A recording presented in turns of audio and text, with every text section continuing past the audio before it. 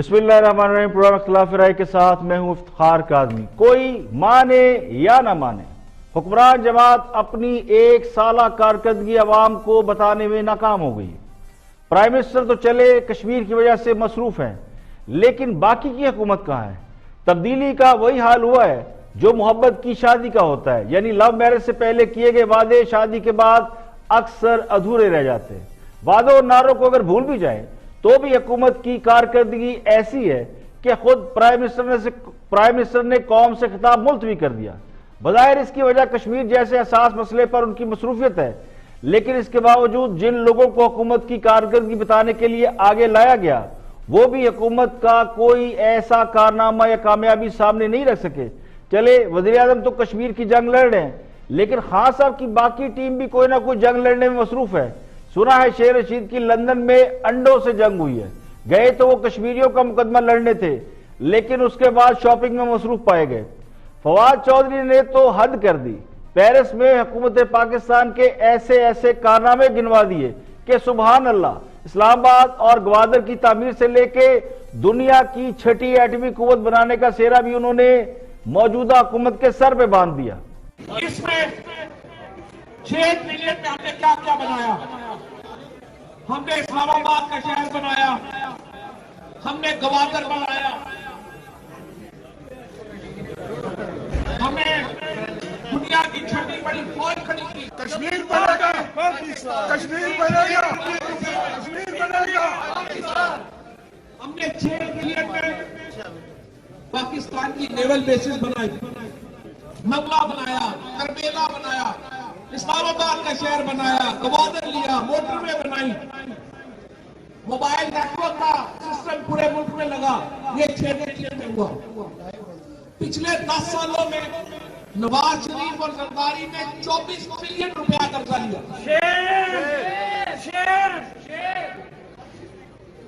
سوال یہ ہے یہ پیسہ کدھر گیا؟ لگتا ہے کہ فواد چودھری نے یا تو کوئی پرانی تقریر دہرائی ہے یا پھر ان کا خیال یہ تھا کہ دیار غیر میں رہنے والوں کو کیا معلوم کہ حقائق کیا ہے، بات یہیں پر ختم ہو جاتی۔ لیکن وزیر اعظم کے معاون خصوصی نعیم الحق نے 4 لاکھ گھروں کی تعمیر کا انکشاف کر دیا ہے۔ 4 لاکھ گھر تو اسلام آباد میں نہیں ہے، تو پھر یہ 4 لاکھ گھر کہاں بن رہے ہیں؟ کون بنا رہا ہے؟ زمین پر بن رہے ہیں یا پھر خلا میں بن رہے ہیں یا پھر حکومت کے کاغذوں میں گھر بن رہے ہیں؟ پتہ نہیں یہ کون سے ہوائی منصوبے جن کا پاکستان کے عوام کو تو علم نہیں، لیکن وزراء کو معلوم ہے۔ بہتر یہ ہوتا کہ حکمران جماعت سال بھر کی کارکردگی دستاویزی شکل میں جاری کر، یعنی ڈاکومنٹ کر دیتی۔ حکومت کے بہت سے اچھے کام بھی خام خواہ کے دعووں میں دفن ہو چکے ہیں۔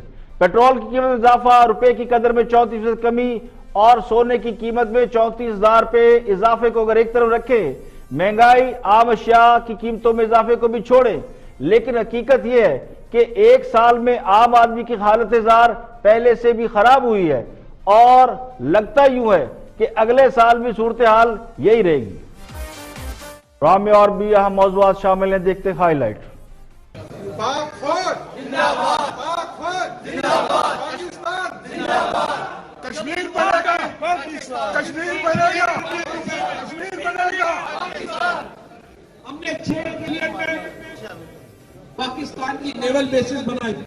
آپ مجھے بات کرنے دیں، آپ صرف عام آدمی کی بات کر رہے ہیں یا آپ مجموعی کارکردگی کی بات کر رہے ہیں؟ پہلا سوال تو میرا عام آدمی کے لیے۔ مجموعی کارکردگی کی بات کر رہے ہیں تو میں سمجھتا ہوں کہ عام آدمی کے لیے، جیسا کہ آپ نے ابھی خود بھی بتایا کہ عام آدمی کے لیے ہماری حکومت نے بجٹ میں دیکھیے، جب بارش آتا ہے پانی آتا ہے، جب زیادہ بارش آتا ہے زیادہ پانی آتا ہے، بند کر سکتے ہیں آپ؟ جب زیادہ پانی آتا ہے کھمبا بجلی کا تار ڈوب جاتا ہے، جب کھمبا بجلی کا تار ڈوب جاتا ہے پانی میں کرنٹ آتا ہے، جب پانی میں کرنٹ آتا ہے بندہ مار جاتا ہے۔ پارلیمنٹ میں جیسے انہوں نے کہا تھا کہ جی ہم چارٹر آف اکانومی بنا لیتے ہیں، آپ سب کو اکٹھا کر کے تو وہاں پہ بریفنگ دیتے کہ جی اکانومی کی حالت ہے کیا، مسائل ہمیں کیا ہے اور کرنا کیا ضروری ہے، تو پھر شاید آپ کو اپوزیشن سے سپورٹ ملتی۔ آپ نے ایک انڈرسٹینڈنگ ڈیولپ کرنی تھی، پھر ملک میں وہ لوگوں کو ہی از مائی بردر فرینڈ، اور کوئی ایک جوتے 65 پاؤنڈ کے لینا کیا،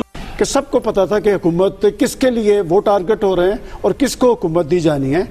اور ویسے تو میں کہنا چاہ رہا تھا کہ آج پرائم منسٹر صاحب نے اچھا کیا کہ اپنی 1 سالہ کارکردگی پہ انہوں نے خطاب نہیں کیا، چونکہ کوئی بھی الیکٹڈ بندہ جو ہے وہ پرائم منسٹر صاحب ہوں، ان کے وزیر ہوں یا ان کے MNAs ہوں. ہمارا تمام تر مسائل اور سب میں امریکہ کے ساتھ جو تعلقات ہیں وہ ایک فیکٹر ہے، سیکنڈری فیکٹر ہے، پرائمری فیکٹر نہیں ہے. تو اگر آپ اس کو اتنی اہمیت دے رہے ہیں تو میرے خیال وہ ایک تھوڑا سا اس میں گمراہی کا پہلو آ جاتا ہے. بہرحال وہ میرا ایک وہ تھا. 1 سال کی آپ بات کر رہی ہیں PTI کی حکومت کی. اور کچھ عام خبریں. اپوزیشن کی آل پارٹیز کانفرنس. مقبوضہ کشمیر میں مظالم اور LOC پر بھارتی جارحیت کی شدید مذمت کی گئی. حکومت کو مقبوضہ کشمیر کی عالمی سطح پر بھرپور وکالت کرنے کی تجویز دی گئی. مولانا فضل الرحمان کی زیر صدارت اپوزیشن کی کل جماعتی کانفرنس میں مقبوضہ کشمیر کی خصوصی حیثیت ختم کرنے کے بعد کی صورتحال پر غور کیا گیا. APC میں کہا گیا کہ اپوزیشن جماعتیں کشمیریوں کے ساتھ اظہار یکجہتی کرتے ہیں. اقوام متحدہ عالمی برادری مقبوضہ وادی سے کرفیو ختم کرائے. حکومت نے کشمیر پر مشترکہ اجلاس میں غیر سنجیدگی دکھائی. مسئلہ کشمیر پر پاکستان، بھارت اور کشمیر فریق ہے. اپوزیشن جماعتیں اور عوام کشمیر پاک فوج کے شانہ بشانہ ہے. پاک فوج بھارت کی کسی بھی مہم جوئی کا جواب دینے کی صلاحیت رکھتے ہیں. اور آصف علی زرداری اور دیگر اہم شخصیات کے خلاف جعلی اکاؤنٹ کیس اور میگا منی لانڈرنگ کیس میں دبئی کے شہری ناصر عبداللہ لوتھا وعدہ معاف گواہ بن گئے. ذرائع کے مطابق ناصر عبداللہ لوتھا نے عید الاضحیٰ سے قبل پاکستان آ کر نیب کو اپنا بیان ریکارڈ کرایا. ناصر عبداللہ لوتھا کے مطابق ان کی ملاقات ایوان صدر میں عبد الغنی مجید سے ہوئی تھی، جنہوں نے ان سے مل کر کام کرنے کی پیشکش کی تھی. ناصر عبداللہ لوتھا کے مطابق انہوں نے اپنا کام کیا اور کوئی کمیشن نہیں لیا. ذرائع کے مطابق نیب نے ناصر عبداللہ لوتھا کی گرفتاری کے لیے جاری وارنٹ بھی واپس لے لیا. اور مقبوضہ کشمیر میں کرفیو کا 15واں روز گو انڈیا گو کے نعرے. مقبوضہ وادی میں دیگر پابندیاں بھی برقرار ہیں. انٹرنیٹ سروس معطل. کشمیر میڈیا سروس کے مطابق سری لنکا کا مصروف علاقہ لال چوک آج بھی ویران ہے، جہاں سڑکوں سے ٹریفک غائب ہے. بھارت مخالف احتجاج روکنے کے لیے جگہ جگہ بھارتی فوج تعینات ہے. کرفیو کے باوجود کشمیریوں کے بھارت مخالف مظاہرے بھی جاری ہیں، جو پاکستانی پرچم تھامے آزادی کے حق میں اور گو انڈیا گو کے نعرے لگا رہے ہیں. پورے دن میں کرفیو میں محض 1 گھنٹے کی نرمی سے لوگوں کو شدید پریشانی کا سامنا ہے. وادی کی خراب صورتحال میں بچوں کو اسکول بھیجنا ناممکن ہو گیا. اتوار کے روز مظاہرین کی بڑی تعداد کو فوج نے حراست میں لے لیا. تقریباً 4000 افراد کو گرفتار کر کے مختلف جیلوں میں بند کر دیا گیا. دوسری طرف سنی حریت رہنماؤں سمیت مختلف سیاسی رہنما بھی بدستور نظر بند ہیں، یہ جیلوں میں قید ہیں.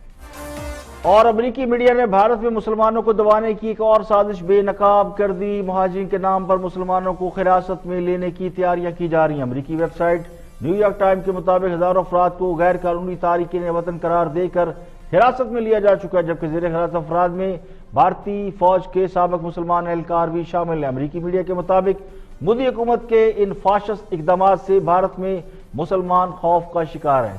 آسام میں ایک گھر کے کچھ افراد کو بھارتی اور مہاجر قرار دے دیا گیا ہے. اب تک 35 لاکھ مسلمانوں سے بھارتی شہریت چھین لی گئی ہے. مسلمان اپنے خاندان والوں سے الگ ہونے کے ڈر سے خودکشیاں کرنے لگے. امریکی میڈیا رپورٹ کے مطابق آسام میں مودی کے مخالفین کو گرفتار کیا جا رہا ہے، جبکہ مودی سرکاری مذہب کی تبدیلی کے خلاف بل پیش کرنے جا رہے ہیں. تاریخ کی نصابی کتابوں سے بھی مسلمانوں کو نکالا جا رہا ہے. بھارت میں کئی ریاستوں کو خصوصی حیثیت حاصل ہے، لیکن کشمیر کا انضمام صرف مسلم اکثریت ہونے کی بنا پر کیا گیا ہے. بھارت نے بغیر اطلاع کے دریاؤں میں پانی چھوڑ دیا. پاکستان میں سیلاب کا خدشہ. دریا ستلج اور دریا سندھ میں سیلابی صورتحال ہے. حکومت پنجاب نے سیلابی صورتحال سے نمٹنے کے لیے فوج کی خدمات طلب کر لی ہیں. محکمہ داخلہ پنجاب نے مراسلہ ارسال کرتے ہوئے پاک فوج کی 2 کمپنیاں طلب کی ہیں، جنہیں ضلع قصور میں دریا ستلج کے علاقوں میں تعینات کیا جائے گا. دریا ستلج میں 1988 کے بعد یہ سب سے بڑا سیلابی ریلا گزرے گا، جس سے ہزاروں ایکڑ زمین اور سینکڑوں دیہات متاثر ہونے کا خدشہ ہے. خیبر پختونخوا اور پنجاب کی کمزور دریاؤں کے کناروں پر آباد لوگوں کو فوری طور پر محفوظ مقام پر منتقل ہونے کی ہدایت کی ہے. انڈس ریور سسٹم اتھارٹی کے مطابق بھارت کا چھوڑا ہوا پانی گلگت بلتستان کے ضلع خرمنگ سے دریا سندھ میں شامل ہو گیا اور طغیانی کی صورتحال ہے. تربیلا ڈیم میں پانی کی صورتحال زیادہ خطرناک ہے اور پانی کی سطح انتہائی بلند ہے. اور سب سے پہلے بات کرتے ہیں حکومت کی ایک سالہ کارکردگی کے اوپر۔ وزیر اعظم کے معاون خصوصی نعیم الحق نے کل میڈیا سے بھی ٹاک کی اور اس کے بعد نیا پاکستان میں گفتگو کی۔ دیکھتے ہیں نعیم الحق کیا فرماتے ہیں۔ کہا ہے آپ کے خیال میں ایک عام آدمی کی زندگی میں کیا اس کی زندگی بہتر ہوئی ہے یا ایک سال میں بدتر ہوئی ہے؟ میں دیکھیں جی، آپ مجھے بات کرنے دیں۔ آپ صرف عام آدمی کی بات کر رہے ہیں یا آپ مجموعی کارکردگی کی بات کر رہے ہیں؟ پہلا سوال تو میرا عام آدمی کے لیے۔ مجموعی کارکردگی کی بات کر رہے ہیں تو میں سمجھتا ہوں کہ عام آدمی کے لیے، جیسا کہ آپ نے ابھی خود بھی بتایا کہ عام آدمی کے لیے ہماری حکومت نے بجٹ میں پاکستان کی تاریخ کا سب سے زبردست، سب سے بہترین فلاحی پروگرام پیش کیا گیا ہے۔ 5,000 روپے مہینہ، 10,000 روپے مہینہ میں ہم غریب لوگوں کو گھر کی فراہمی ممکن بنا رہے ہیں۔ آپ نے کوئی 1.5 لاکھ گھر کی بات کی، 4 لاکھ گھر اس وقت زیر تعمیر ہیں چاروں صوبوں میں، اور روزانہ ہمیں 10 سے 15,000 جو غریب عوام ہے خاص طور پہ وہ اپلیکیشن بھیج رہے ہیں کہ ان کو کس علاقے میں کتنا بڑا گھر چاہیے اور کتنی قسطیں ادا کر سکتے ہیں۔ یہ ایک پاکستان میں آپ جانتے ہیں غریب آدمی یا ایک تنخواہ دار آدمی ساری عمر بھی کماتا رہے وہ گھر نہیں بنا سکتا۔ نعیم صاحب یہ ایک اچھا منصوبہ ہے، یقیناً ایک اچھا منصوبہ ہے، لیکن آپ کہہ رہے ہیں سر، آپ کہہ رہے ہیں کہ 4 لاکھ گھر اس وقت زیر تعمیر ہے۔ نہیں، مجھے بات کرنے دے نا یار بھائی شہزاد، پلیز آپ کو میں باتیں بتا رہا ہوں، آپ انٹرپٹ نہ کیجئے نا۔ باتیں بتا رہے ہیں تو میں اسی بات میں سے آپ سے سوال پوچھ رہا ہوں کہ 4 لاکھ گھر زیر تعمیر ہیں، آپ کا یہ کلیم ہے۔ حکومت نے اس کے ساتھ ساتھ جی بالکل 2 لاکھ گھروں کا تو وزیر اعظم نے کوئٹہ میں جا کے انوگریشن کیا، اور اس کے علاوہ 4-5 اسکیمیں ہیں۔ پنجاب حکومت جو ہے اس کے بھی کوئی 1 لاکھ سے زیادہ گھر بننے شروع ہو گئے ہیں، وہ علیحدہ اپنا مرکزی حکومت سے ہٹ کر علیحدہ پروگرام کر رہی ہے۔ اس کی تفصیلات میں آپ کو بھیج دوں گا۔ پھر ہیلتھ کارڈ، آپ نے ابھی خود ہی کہا اپنے پروگرام میں، ہم نے ہیلتھ کارڈ پاکستان کی تاریخ میں کس غریب آدمی کو 7.5 لاکھ روپے سالانہ کی مفت طبی امداد دی جاتی ہے۔ ہم نے ارادہ کر لیا ہے کہ پاکستان کے تمام لوگوں کو، خاص طور پہ غریب عوام کو، یہ ہیلتھ کارڈ تقسیم کیا جائے گا۔ لاکھوں افراد اس سے مستفید ہو رہے ہیں، اس میں اور زیادہ بہتری لائی جا رہی ہے۔ ہم پاکستان کے غریب آدمیوں کی جو غربت ہے، جس کا تعلق شاید بے روزگاری سے بھی ہو، مہنگائی سے بھی ہو، ہم اس پر براہ راست حملہ کر کر ان کی زندگی میں بہتری لا رہے ہیں۔ حکومت کا دعویٰ یہ ہے کہ 4 لاکھ گھروں کی تعمیر شروع ہو چکی ہے۔ اب اللہ جانے یہ کس سیارے پر گھر بن رہے ہیں جو نہ میڈیا کو نظر آ رہے ہیں نہ عام آدمی کو دکھائی دے رہے ہیں۔ ایک نلکے کا افتتاح کر کے آسمان سر پر اٹھانے والے 4 لاکھ گھر بنا رہے ہوں اور اس کا کسی کو پتہ نہ چلے، یہ کیسے ممکن ہے؟ معلوم نہیں حکومت 4 لاکھ گھروں کی تعمیر کا دعویٰ کیوں کر رہی ہے۔ اب یا تو یہ گھر کے خفیہ طور پہ بن رہے ہیں یا پھر کسی اور سیارے پر پاکستانیوں کو آباد کرنے کا منصوبہ ہے۔ 4 لاکھ گھروں کی تعمیر کا مطلب یہ ہے تقریباً 50 سے زائد صنعتوں کا لوپ میں آنا، یعنی صنعتوں کا فائدہ ہے اس میں۔ ایک گھر کی تعمیر پر اگر 4 سے 5 لوگ بھی لگے ہوں تو تقریباً 20 لاکھ لوگوں کو اب تک روزگار میسر ہو گیا ہے۔ اس حساب سے تو جی ڈی پی بڑھنا چاہیے، یعنی 20 لاکھ لوگوں کو روزگار کا مطلب جی ڈی پی میں 1 سے 1.5% اضافہ ہے، اور یہاں جی ڈی پی 5.3 سے گر کر 3-3.5% پر آ چکا ہے۔ تو اللہ جانے کس دنیا کے لوگ ہیں جو ہوائی باتوں پر گزارا کیے جا رہے ہیں۔ ہیلتھ کارڈ ملنا تو دور کی بات، ہیلتھ کے لیے جو پچھلی حکومتوں نے سہولیات دی تھی وہ تک واپس ہو چکی ہے۔ ابھی ایک نوٹیفیکیشن آپ نے دیکھا ہوگا جس میں ایکس رے، ای سی جی سب کی قیمتیں بڑھ گئی ہیں، ہسپتال کی پرچی سے لے کر تمام ٹیسٹ انتہائی مہنگے کر دیے ہیں۔ تو جس طرح لاکھوں گھر زیر تعمیر ہیں، اس طرح لاکھوں لوگوں کو روزگار بھی مل چکا ہے، اسی طرح لاکھوں لوگ ہیلتھ کارڈ بھی لے چکے ہیں، اور اسی طرح ہم انشاءاللہ دنیا کی سب سے بڑی معاشی قوت بھی بن جائیں گے۔ اسی طرح ہم کشمیر بھی فتح کر لیں گے، اور اسی طرح بیرون ملک سے لوگ پاکستان نوکریوں کی تلاش میں دوڑے بھی چلے آئیں گے، اور اسی طرح ہم ڈیم بھی بنا لیں گے، لیکن پاکستانی قوم کو پتہ بھی نہیں چلے گا۔ اب اس میں قصور میڈیا کا ہے، جن کو یہ خبر ہی نہیں کہ حکومت نے 1 سال انتھک محنت سے بے بہا کامیابیاں حاصل کر لی ہیں۔ کسی نے مجنوں سے کہا تھا کہ تیری لیلا تو کالی ہے، تو مجنوں نے کہا تھا تیری آنکھ نہیں دیکھنے والی ہے۔ تو کسی کو بھی اگر اس بات پر اعتراض ہے کہ 4 لاکھ گھر اور لاکھوں نوکریاں کہاں ہیں، تو ان کے لیے سادہ سا جواب یہ ہے کہ بھائی مجنوں کی آنکھ لاؤ، مجنوں کی آنکھ سے دیکھو گے تو ہی نظر آئے گا۔ یہاں پہ لیں گے ایک بریک اور بریک کے بعد جب واپس آئیں گے اور بھی موضوعات ہیں جو آپ کے ساتھ شیئر کریں گے. ہمارے ساتھ رہیے گا. Welcome back. آپ دیکھ رہے ہیں پروگرام اختلاف رائے اور میں افتخار کاظمی. بریک کے بعد حاضر خدمت ہے. آگے بڑھتے ہیں. جنرل ریٹائرڈ امجد شعیب گفتگو کر رہے ہیں حکومت کی ایک سالہ کارکردگی میں. What to do and what not to do. کیا حکومت کو کرنا چاہیے تھا اور کیا حکومت کو نہیں کرنا چاہیے تھا. ریٹائرڈ جنرل امجد شعیب صاحب. پارلیمنٹ میں جیسے انہوں نے کہا تھا کہ جی ہم چارٹر آف اکانومی بنا لیتے ہیں, آپ سب کو اکٹھا کر کے تو وہاں پہ بریفنگ دیتے کہ جی اکانومی کی حالت ہے کیا, مسائل ہمیں کیا ہے اور کرنا کیا ضروری ہے, تو پھر شاید آپ کو اپوزیشن سے سپورٹ ملتی. آپ نے ایک انڈرسٹینڈنگ ڈیولپ کرنی تھی. پھر ملک میں وہ لوگوں کو مطلب آپ لوگ شکایت کرتے ہیں ان سے تو آپ بابیلا سنتے ہیں اپوزیشن کی طرف سے. اپوزیشن آن بورڈ رکھنے سے آپ ملک میں بڑے پیمانے پہ اصلاحات کر سکتے تھے. اور یہ اس لیے ان کے لیے بھی فائدہ مند ہوتا ہے کہ کل ان کی حکومت جاتی ہے تو اگلی حکومت آئے گی, اس کو بھی فائدہ ہوگا اس چیز کا. تو یہ ایک قومی مسئلہ تھا جس کے اوپر سب کو اکٹھا ہونا چاہیے تھا. یہ کسی ایک پارٹی کا مسئلہ نہیں ہے کہ صرف پی ٹی آئی کا تھا, یہ مسئلہ ہے قوم کا. اور نہ یہ اکانومی آپ 1-2-4 سال میں ٹھیک کر کے جائیں گے, یہ اگلے لوگ آئیں گے وہ بھی کنٹینیو کریں گے. تو یہ ضروری تھا کہ آپ پہلے سے ایک کنسنسس ایسا ڈیولپ کرتے تاکہ اس میں کنٹینیوٹی رہتی کہ کل کسی اور کی گورنمنٹ آتی ہے تو وہ میت سارے لے کے چلتا, یا 8-10 سال میں اکانومی آپ کی قرضوں سے باہر آتی. ٹھیک ہے. تو یہ بڑا مسئلہ ہے کہ یہاں پہ آپ اپوزیشن کے ساتھ مل کے بیٹھنے کو تیار ہی نہیں ہے. ٹھیک ہے, ٹھیک ہے. یعنی یہاں پہ بڑی دیر کی مہرباں آتے آتے سال بعد اور کچھ ہوا ہے یا نہیں, لیکن ایک کام ضرور ہوا ہے کہ بہت سے لوگوں کے سر سے تبدیلی کا بھوت اتر گیا ہے اور خوابوں اور خیالوں کی دنیا سے بہت سے لوگ باہر نکل آئے ہیں اور حقیقت پر مبنی باتیں کر رہے ہیں.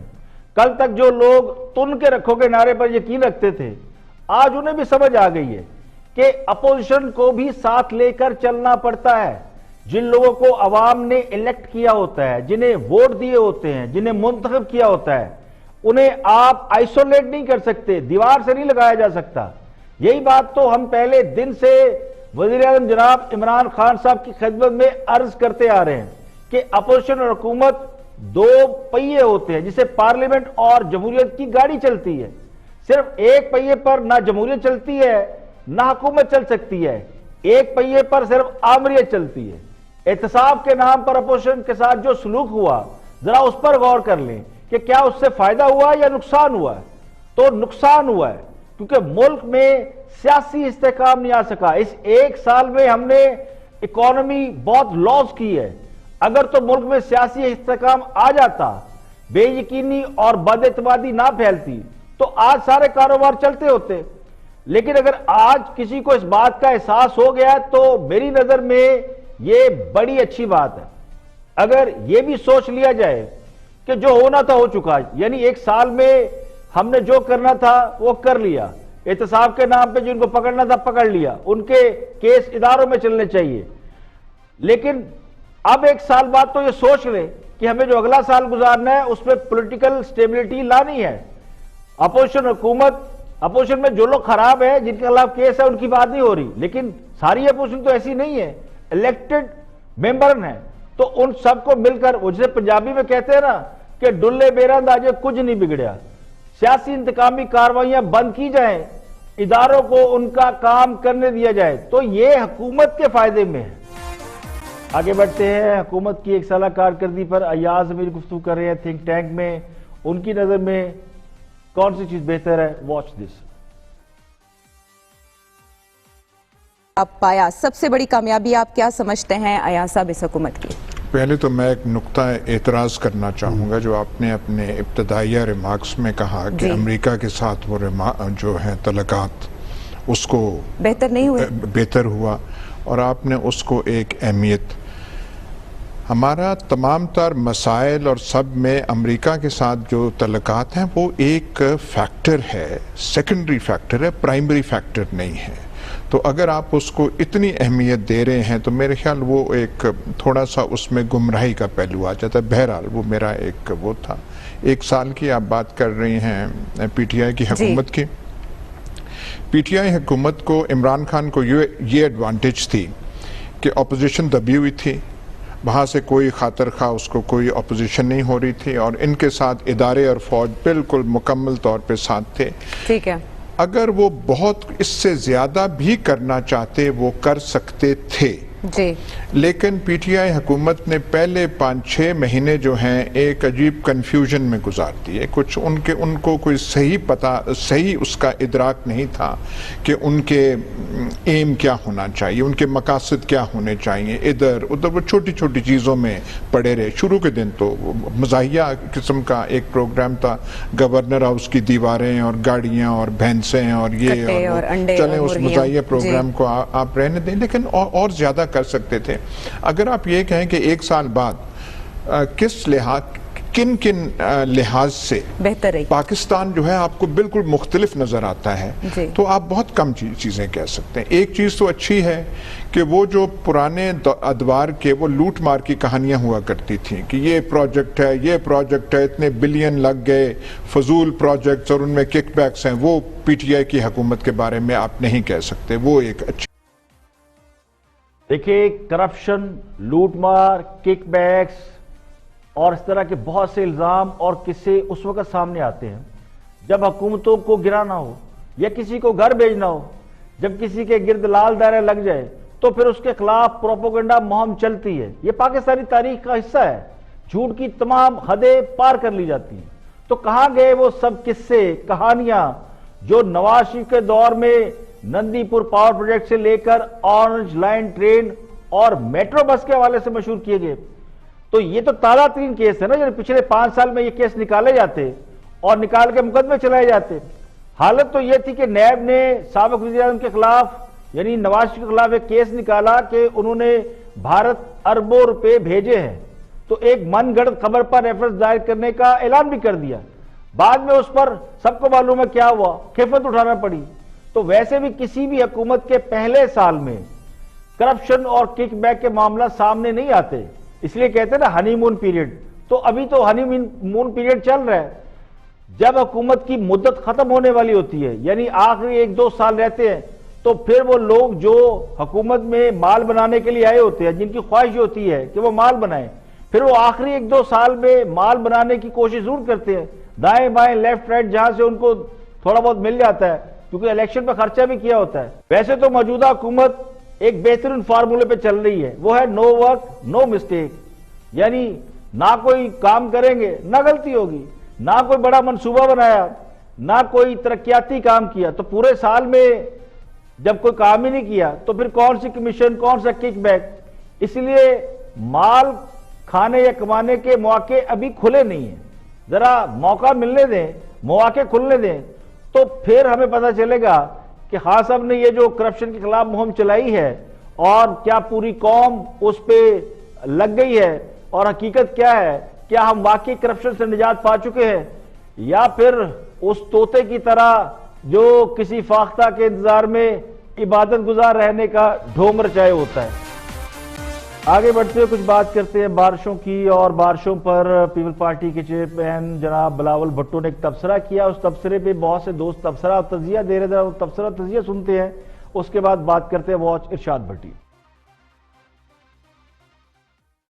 دیکھیے, جب بارش آتا ہے پانی آتا ہے, جب زیادہ بارش آتا ہے زیادہ پانی آتا ہے, جب زیادہ پانی آتا ہے کھمبا بجلی کا تار ڈوب جاتا ہے, جب کھمبا بجلی کا تار ڈوب جاتا ہے پانی میں کرنٹ آتا ہے, جب پانی میں کرنٹ آتا ہے بندہ مار جاتا ہے, جب بندہ زیادہ مار جاتا ہے اس کا اکاؤنٹ کھلتا ہے, جب اس کا اکاؤنٹ زیادہ کھلتا ہے اس میں پیسہ آتا جاتا ہے, جب اس میں زیادہ پیسہ آتا جاتا ہے پھر موجیں ہو جاتا ہے, جب زیادہ موجیں ہو جاتا ہے پھر بارش آتا ہے, زیادہ بارش آتا ہے زیادہ پانی آتا ہے, جب زیادہ پانی آتا ہے تو اس پانی میں کوڑا گٹر والا پانی ساتھ مل جاتا ہے, جب زیادہ پانی ایک دوسرے سے مل جاتا ہے پانی گھر گھر جاتا ہے, بچہ لوگ نائی کرتا ہے, بڑا لوگ پانی میں لڈیاں ڈالتا ہے, جب پانی گھر گھر جاتا ہے, ہمارا پانی گھر گھر پہنچانے کا وعدہ پورا ہو جاتا ہے, جب ہمارا وعدہ پورا ہو جاتا ہے تب بارش آتا ہے, جب بارش آتا ہے پانی آتا ہے, جب پانی آتا ہے زیادہ پانی آتا ہے کراچی کا فنڈ کھا جاتا ہے, لڑکانہ میں ایڈ آتا ہے, تھر میں لوگ بھوکا مار جاتا ہے, सिंध यतीम हो जाता है। जब बारिश आता है, जब ज्यादा बारिश आता है, ज्यादा पानी आता है, ज्यादा पानी आता है, ज्यादा बारिश आता है, हमें क्या, हमारा तो घर खुश्क रहता है, हमें क्या, हम तो कराची में होता नहीं। हम इस्लामाबाद, लाहौर, दुबई, लंदन होता है। अच्छा, तो अब हम चलता है, हम किसी के घर जाता है जो मर जाता है, हम किसी के घर जाता है जिसके पानी ज्यादा आता है, जिसका घर गिर जाता है, जिसके घर के सामने जानवरों से बदबू कीड़ा पड़ जाता है, उसके घर जाता है? नहीं जाता है। अल्लाह अल्लाह खैर सल्लाह होता है, इसी तरह चलता है, हम इसी तरह बेवकूफ बनाता है। इसे कहते हैं वेरी फनी, यानी जिनकी सहाफत नहीं चल रही अब वो सियासतदानों की नक्काली करने लग पड़े। भट्टी साहब को पहले नवाज शरीफ पर इतराज था कि उनके बच्चों का वो दूध पी गए थे, अब उन्हें बिलावल भुट्टो की बोल चाल पर इतराज है। यानी असल काम तो यही है कि बाग लगे रहने। एक मिसल मशहूर है कि खुदा जब गंजे को नाखून देता है तो वो खुजा खुजा कर अपनी टिंड जख्मी कर लेता है। कभी सीनियर सहाफियों से बदतमीजी, कभी सियासतदानों की किरदार कुशी, तंज तमस्सर उड़ाना ना सहाफत है ना शराफत है, बल्कि अंदर की जलालत है। लगता यूं है कि प्रेस क्लब वालों ने जब से मोहतरम इरशाद भट्टी साहब पर क्लब में दाखिलों पर पाबंदी लगाई है, उनका इतना असर हुआ है उस पर कि जुबान भी लुकनत खाने लगी है। तो कभी कभी भट्टी साहब बड़ी अच्छी बातें करते हैं, तो मैं अक्सर प्रोग्राम में इनकी गुफ्तगू सुनवाता हूं ताकि इनका पॉइंट ऑफ व्यू भी सामने आता रहे और जो ये कहते हैं वो भी लोगों को उसका भी इल्म होता रहे। कभी कभी ये पटड़ी से उतर जाते हैं कि शक होने लगता है। जब आप किसी की नकल उतारते हैं तो आप दरअसल क्या कर रहे होते हैं? बराह रास्त उसकी जात पर हमलावर हो रहे होते हैं। तनकीद मैं भी करता हूं, तजिया मैं भी करता हूं, लेकिन मैं किसी की मिमिक्री नहीं करता। तो आपको भी नहीं करनी चाहिए, तनकीद आपका भी हक है, किसी का तमक्सर उड़ाना ठीक नहीं है। वैसे तो नकल उतारना या नकाली करना एक बहुत बड़ा आर्ट है, लेकिन ये जो संजीदा मौज़ूआत होते हैं इसमें उसका इस्तेमाल इंतहाई गैर अखलाकी है। यहां पे लेंगे एक ब्रेक और ब्रेक के बाद जब वापस आएंगे तो एक सानहा हुआ कराची के अंदर, उस पर बात करेंगे। एक नौजवान को चोरी के शुबे में तशद्दुद करके मार दिया गया, उस पर सिविल सोसाइटी में बहुत लेदी हो रही है, बहुत चर्चा हो रही है और सोशल मीडिया पर भी इस वक्त टॉप ट्रेंड है। रेहान के कत्ल पर बात करेंगे एक ब्रेक के बाद। वेलकम बैक, आप देख रहे हैं प्रोग्राम इख्तिलाफ राय और मैं हूं इफ्तिखार काज़मी। ब्रेक के बाद हाजिर खिदमत है। आप बात करते हैं कराची में गुज़श्ता रोज एक बच्चे को चोरी के शुबे में तशद्दुद करके मार दिया गया। उसकी शर्ट पर एक जुमला लिखा था और ये जुमला आजकल गरीब बच्चों में बड़ा पॉपुलर है कि अपना टाइम आएगा। रेहान को मारने वाले ना जाहिल थे ना अनपढ़ थे, ना किसी ऐसे मुआशरे में रहते हैं जहां पे अक्ल और शौर की कोई कमी हो। कराची पाकिस्तान के सबसे ज्यादा पढ़े लिखे लोगों का शहर है, जहां एक कम सिन बच्चे को, 14-15 साल के बच्चे को चोरी के इल्जाम में तशद्दुद करके मार दिया गया। वक्त तो रेहान का भी आया, मगर इस हाल में कि उसकी पैंट उतरी हुई थी और शर्ट फटी हुई थी। क्या उसे जान से मारते हुए किसी ने एक लम्हे को भी सोचा कि वो कम सन बच्चा जिसकी उम्र 14 या 15 साल की थी वो चोर क्यों बना? इतनी उम्र का बच्चा पेशावर चोर नहीं हो सकता। कौन से ऐसे हालात थे जिन्होंने उसे चोर बनाया? क्या हमने और इस रियासत ने उसके लिए रोटी, कपड़ा, मकान, रोजगार और तालीम फराहम की? हमारे दुश्मन ये कच्ची उम्र के चोर नहीं है, बल्कि ये हमारा सिस्टम है, हमारा जालिमाना निजाम है, जहां कम सिन बच्चों को अपना घर चलाने के लिए अपना बचपन और अपनी मासूमियत कुर्बान करना पड़ती है। उस कम सिन बच्चे को, 14-15 साल के रेहान को चोरी करने के शुबे में मार दिया गया। अब उसे कत्ल करने वालों को भी मारा जाए, क्योंकि चोरी अगर जुर्म है, यानी यकीनी तौर पर जुर्म है, तो कत्ल की सजा भी मौत है। लेकिन इस वाक़े का अलमनाक पहलू उस पर तशद्दुद करने वालों का है। यह हमारे मुआशरे पर एक बहुत बड़ा सवालिया निशान है। सिर्फ कराची में यह नहीं हुआ, सिर्फ पढ़े लिखे लोग कराची में नहीं रहते, लाहौर भी पाकिस्तान का दूसरा बड़ा शहर है, यहां भी पढ़े लिखे लोगों की बहुत बड़ी तादाद रहती है। यहां भी एक 21 साला हसीब को इस बात पर कत्ल कर दिया गया कि उसकी बकरी किसी के प्लाट में घास चर रही थी, यानी घुस गई वहां पे और घास चरना शुरू कर दिया। تو اس 21 سالہ بچے کو ڈنڈوں اور پتہ نہیں کون کون سی چیزوں سے اٹیک کر کے مار دیا گیا. تو یہ ہماری قوت برداشت ہے. کیا یہ ہمارا دین ہے؟ کیا اسلام ہمیں یہ سب کچھ سکھاتا ہے؟ یقینی طور پہ اسلام ہمیں یہ نہیں سکھاتا. دین میں اس کی کوئی گنجائش نہیں. تو پھر یہ سب کچھ کیوں ہو رہا ہے؟ راولپنڈی میں بھی ایک مبینہ چور کو تشدد کر کے مار دیا گیا. تو کیا پاکستان میں چور کی سزا موت ہو گئی ہے؟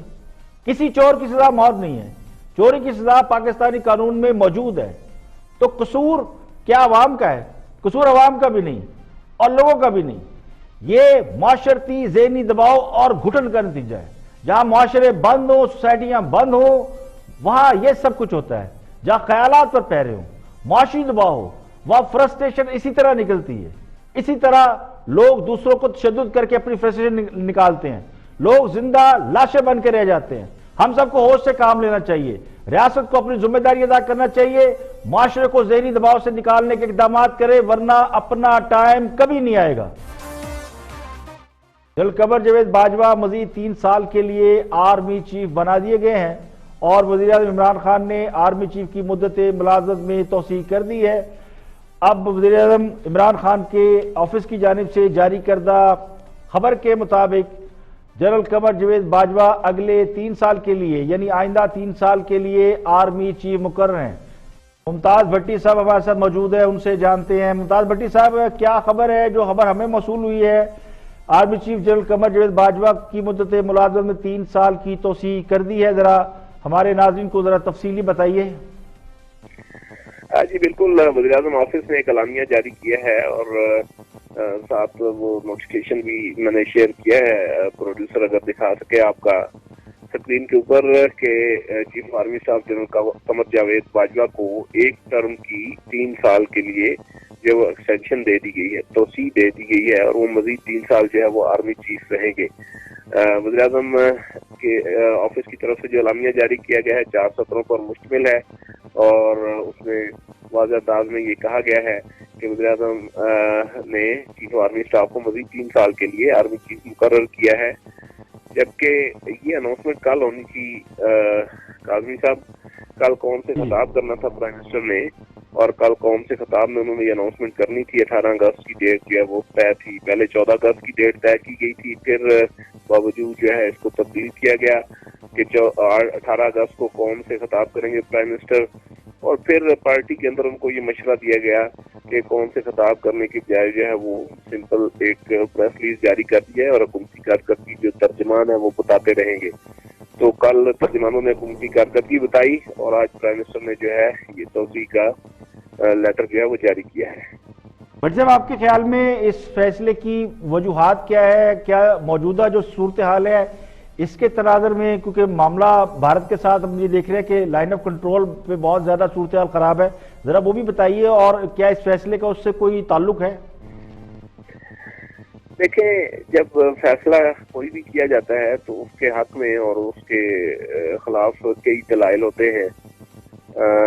جو فیصلہ پرائم منسٹر عمران خان نے کیا ہے توسیع کا، اس کے حق میں ان کے پاس بہت سارے دلائل ہوں گے. مثال کے طور پہ اس وقت کشیدگی ہے سرحدوں کے اوپر، اور اس کشیدہ صورتحال میں جو ہے وہ نومبر میں چیف آرمی اسٹاف نے تبدیل ہونا تھا تو انہوں نے رسک لینا مناسب نہیں سمجھا اور انہی کو ریپیٹ کروایا. پھر یہ ہے کہ جو اس وقت فوج مشرق مغرب دونوں سرحدوں کے اوپر جو ہے وہ انگیج ہے، اس میں وہ کمانڈ نہیں تبدیل کرنا چاہ رہے ہوں گے. اور پھر یہ کہ چونکہ یہ کہا جاتا ہے اور ان کے اپنی اسٹیٹمنٹس بھی ریکارڈ کے اوپر ہیں کہ جنرل باجوہ جو جمہوریت کو چلتے رہنا دیکھنا چاہتے ہیں. جمہوریت پسند جو ہے وہ آرمی چیف کہے جاتے ہیں. ایک دلیل یہ بھی ہو سکتی ہے کہ جمہوریت کا تسلسل جو ہے. لیکن بٹی صاحب، یہ کشمیر کے جو موجودہ صورتحال ہے، یعنی کشمیر کا سٹیٹس تبدیل کیا انڈیا نے، یہ اس سے کافی پہلے ہم یہ خبریں سن رہے تھے کہ ان کو ایکسٹینشن دی جائے گی اور پرائم منسٹر یہ چاہتے ہیں. بہت سے ٹیلی ویژن چینل پہ اس بات کی جو ہے وہ ڈیبیٹ بھی کی گئی اور کہا گیا کہ پرائم منسٹر کی یہ خواہش ہے کہ وہ اس طرح کریں. देखिए बिल्कुल ये पिछले तकरीबन 2 महीने से ये विस्परिंग जो है वो जारी थी और फिर ओपनली टीवी चैनल की स्क्रीन की कीमत भी बनी, प्रोग्राम किए गए कि कितनी जरूरत है एक्सटेंशन की, इस वक्त ये कितना तकाजा है कि चीफ आर्मी स्टाफ हो जाए वो 3 साल की मुद्दत मुलाजमत में तोसी दी जाए। और अभी भी जो कौमी सलामती के इशूज के साथ लिंक करके प्राइम मिनिस्टर ऑफिस ने जो अलामिया जारी किया है कि इलाकाई सलामती की सूरत हाल के पेश नजर ऐसा किया गया है। देखिए मैंने आपको ये बताया कि जिस वक्त जनरल कियानी को पीपल्स पार्टी की हुकूमत ने तोसी दी थी 3 साल की, मिलती जुलती बैकग्राउंड उस वक्त भी जो है वो मौजूद थी और उस वक्त भी इसी तरह के तकाजे जो है वो मौजूद थे। इससे पहले भी ये होता आया है, पहली दफा नहीं हुआ है एक्सटेंशन का मामला, तोसी का मामला, और एक ऐसे वक्त में हुआ है जब फौज जो है वो सरहदों के ऊपर दिफा कर रही है, LOC के ऊपर भारत की तरफ से जारियत जारी है, दूसरी तरफ जो है वो जंग जहाँ पे जीती है हमने फाटा के इलाके में, वहाँ पे उसको कंसोलिडेट किया जाना है, इलाके को सियासी अमल वहाँ पे शुरू किया गया है। तो ये वो सारे तनाजुर हैं, लॉजिक्स हैं जो कि मौजूद हैं फैसला करने वालों के पास। माजी के अंदर तोसी के जितने फैसले हुए हैं उनमें से कोई मुस्बत साबित नहीं हुआ, और एक वक्त था जब जनरल कियानी बाज़ तोसी के हवाले से जब रिटायर्ड हुए तो उन्होंने खुद कहा कि शायद उनकी ये गलती थी, उन्होंने जो मुद्दत मुलाज़मत में तोसी ली, और उनके दोस्त अहबाब की तरफ से भी ये सामने आता रहा कि बाद में उन्होंने ये ख्याल किया कि इस फैसले के भट्टी साहब फौज की जो चेन ऑफ कमांड है उसमें कोई तब्दीलियां देखने में आएंगी इनके अलावा? देखिए चेन ऑफ कमांड के अंदर कोई बड़ी तब्दीली नहीं देखने में आएगी। एक पॉसिबिलिटी है कि vice chief of army staff का एक ओहदा जो है वो पैदा किया जाए, और जो अपकमिंग 3 जर्नैल थे जो कि उम्मीदवार थे चीफ आर्मी स्टाफ के ओहदे के, उनमें से किसी एक को उसके ऊपर अकोमोडेट कर दिया जाए और एक जो है वो chairman joint chief of staff committee के ओहदे पर चला जाएगा। इस तरह 2 लोग जो हैं वो अकोमोडेट हो जाएंगे। लेकिन एक बात जो बड़ी इंपॉर्टेंट है, फौज के अंदर चेन ऑफ कमांड होती है और चीफ आर्मी स्टाफ को जब तोसी मिलती है तो पूरी जो चेन होती है वो उसको फॉलो करती है। ऐसा नहीं होता कि उसके ऊपर जो है कोई असरात पड़े मुस्बत या मनफी। फौज का एक अपना मैकेनिज्म है। जो लोग जब chairman joint chief of staff committee retired होंगे, एक सीनियर जर्नल जो है वहां पे चला जाएगा। अगर वाइस चीफ का एक ओहदा क्रिएट किया जाता है जो कि मेरी इंफॉर्मेशन मुताबिक किया जाएगा, तो एक जो है उस ओहदे पे तैनात हो जाएगा। तो इस तरह 3 में से 2 जो है, 3 नाम जाते हैं, 2 ही सिलेक्ट होने होते हैं, 2 लोग अकोमोडेट जो है वो ओहदों पर हो जाएंगे वाइस चीफ और chairman joint chief of staff committee के ओहदों के ऊपर। तो ये वो मैकेनिज्म है। जी भट्टी साहब, ये वो मैकेनिज्म है जो आने वाले दिनों में आपके सामने आएगा। लेकिन ये सारी आपको अब तब्दीलियां नवंबर में मिलेंगी, उससे पहले नहीं मिलेंगी। नवंबर में chairman joint chief of staff committee retired होंगे और एक सीनियर जनरल की वहाँ पे अपॉइंटमेंट होगी जो राना के अंदर है। उसमें लेफ्टिनेंट सरफराज तार है जो कि इस वक्त भी वहाँ पे स्टाफ हेडक्वार्टर में है, और इसके अलावा जनरल रजा है, नदीम रजा, और जनरल नदीम रजा के अलावा जो है जनरल हुमायूं है जो कि कोर कमांडर कराची हैं, और जनरल शेर अफगन है।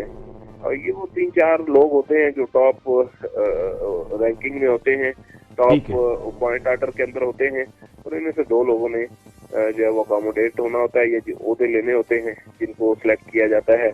तो अब ये प्रोसेस जो आगे नवंबर में होगा। फिल वक्त जो बड़ा फैसला था वो हो चुका है और वो आर्मी स्टाफ कमर जावेद तो वो सामने आ चुका। ब्यूरो चीफ इस्लामाबाद हमारे साथ मौजूद थे मुमताज भट्टी साहब, और वो चूंकि इस पर गहरी नजर रखते हैं।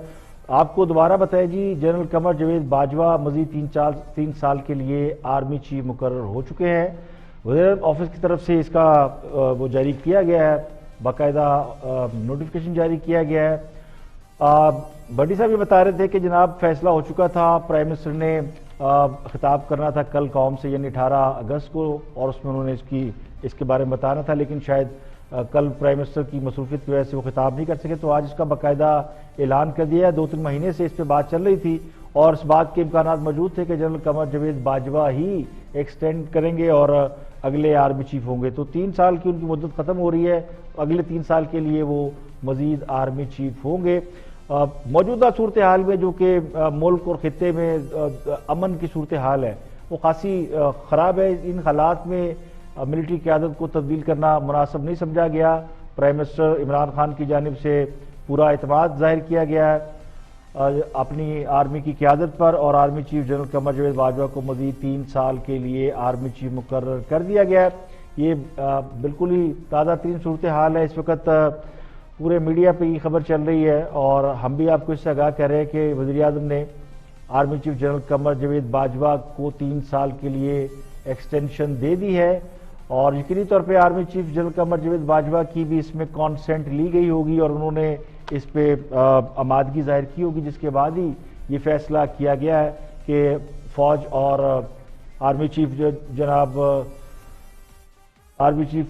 قمر جاوید باجوہ کو مزید 3 سال کے لیے ایکسٹینشن دی جائے۔ تو army chief general Qamar Javed Bajwa اگلے 3 سال کے لیے آرمی چیف مقرر ہو چکے ہیں۔